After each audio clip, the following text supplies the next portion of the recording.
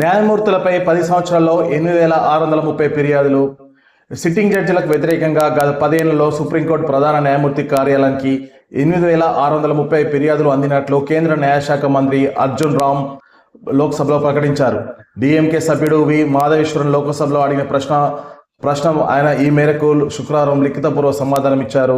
ఉన్నత న్యాయవ్యవస్థ కోసం ఏర్పాటు చేసిన అంతర్గత విధానంలో భాగంగా సుప్రీంకోర్టు జడ్జీలు, హైకోర్టు ప్రధాన న్యాయమూర్తులకు వ్యతిరేకంగా వచ్చే ఫిర్యాదులను స్వీకరించే అధికారం సుప్రీంకోర్టు ప్రధాన న్యాయమూర్తికి కల్పించారు.